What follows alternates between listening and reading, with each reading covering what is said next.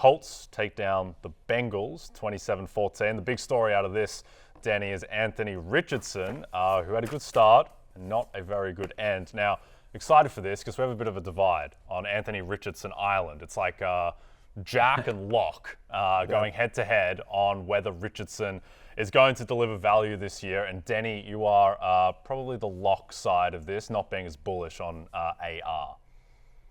Yeah, and it's not fun, let me tell you, to push back against a guy with that sort of rushing ability is difficult. I will say, though, I don't understand why he's going as the 5th quarterback off the board in redraft when you can simply wait 6 rounds and get Jaden Daniels or Kyler Murray 4 rounds later. Okay, Matthews ride or die. Like, I feel like both of those guys have a really good chance of outscoring Anthony Richardson because they largely score fantasy points the same way. Maybe it sounds like an extremely hot take, but I truly mean this. If Justin Fields gets the week 1 starting job and holds on to it throughout the season, he is going to outscore Anthony Richardson. Okay. And Richardson is struggling as a passer. We saw some reports, some really concerning reports out of training camp and the practices against the Bengals this week, where Bengals defenders were saying, look, this guy doesn't know what he's doing as a passer. Bengals defenders were apparently frustrated on behalf of Colts pass catchers during those practices. Richardson comes out, is okay in the preseason. He's only completed 56%, as you can see in this graphic, 56% of his throws in this preseason. He throws a horrible pick 6 against the Bengals' 3rd-team defense. I think that there are major concerns here, and I don't really get his ADP. I think the ADP obviously is based on the upside, right? I mean, we've talked about this. It's a small sample size, but he was a top 5 fantasy quarterback when he played full healthy games, and I think they see not just the rushing ability, but the goal line work, like, in terms of the way he's built. Like, he's not built like a Jaden Daniels or Lamar Jackson. He's built like Josh Allen. He's built like Jalen Hurts. He's built like a linebacker. Like, you know what I mean? So he's a guy that you would feel confident about giving carries around to the goal line. His size is one of the reasons that there's some anti-Jonathan Taylor talk out there in terms of where he's going at ADP. I hear you. I am at QB5. I'm sorry. I'm at QB4. I have Kyler at QB5. I take that back. No, I have Richardson at 6. I have Kyler higher. Yep. He's my ride or die. Sorry. I have Richardson at 6. So I would take Kyler over Richardson. So I'm with you, but I'm more bullish on him than you are. Yeah. I think a lot of the concerns I have Lamar at 4. I don't know what I'm thinking.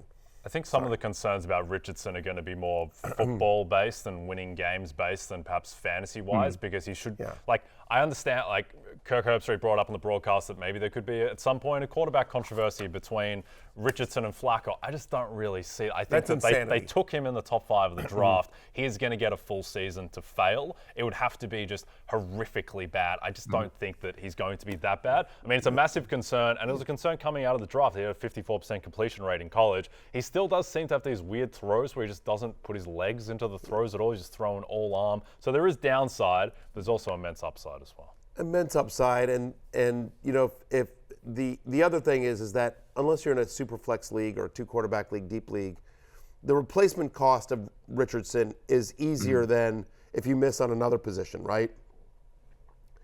What I will say here is that the fact that he is raw as a passer was a known entity. That was one of the knocks on him coming out of college, and I think people thought that his rookie year was going to be more like Lamar Jackson's rookie year, more like Jalen Hurts' rookie year, where they mostly ran. There was very limited passing, just a very narrow passing tree, and it was because of Anthony Richardson's success in the preseason last year, where they're like, he's actually more developed as a passer than he gets credit for, that, he started the first game and, looked good. I think it hasn't been a great preseason for Richardson, but I just think the upside is there. And I'm just a big believer in Shane Steichen and what he's done throughout his career, especially with mobile quarterbacks. I worry, you're right. And the history is all there. It all lines up. And by the way, I was big time in on Richardson last season when he was going as a QB 12 or something in redraft. But this price is too rich. If you look at where he's going, you can, instead of drafting Richardson, if you want to hold off on him and get Kyler later or Jaden Daniels later, you can fade Richardson. You can get DJ Moore. You can get James Conner. You can get Malik Neighbors in that range. So I just think that the trade-off is too big at that part of the draft for me to go in on Richardson. I also am a little concerned that, he's basically like Derrick Henry as quarterback, and that is very appealing on the surface. But last year, I think that he was kind of maybe surprised by how physical the tacklers were on defense, and he got hurt several times, and they were all on rushing attempts. That makes me concerned about whether he knows how to stay healthy, which is, that is a skill. We see that with quarterbacks. Some guys don't have it. Like RG3 didn't have it, for example. So I think that Richardson has a lot to learn. It makes me a little bit skeptical. Yep, fair enough. Well, it's one of the reasons why I have Kyler Murray over him. Kyler Murray's my ride or die. Just draft Kyler Murray and you'll be fine. Be absolutely happy. Okay, you have a chance to win $1 million in the NBC sweepstakes on Yahoo Fantasy. Just download the redesigned Yahoo Fantasy app or go to NBCSports.com/fantasymillion for additional details. What are you waiting for? Hey, it's Matthew Berry from NBCSports.com and Rotoworld.com, and I want to thank you so much for watching whatever it is you just watched, or if nothing else, being too lazy to click out of the autoplay after this video started, after whatever it is you actually wanted to watch finished. But now that you're here, I'd like to take a moment here to ask you respectfully now, okay? I'm asking you respectfully to subscribe to the NFL on NBC YouTube channel. You'll get the latest Roto-World fantasy news headlines, all sorts of great shows, including my own Fantasy Football Happy Hour. So go subscribe now. Again, I'm asking respectfully.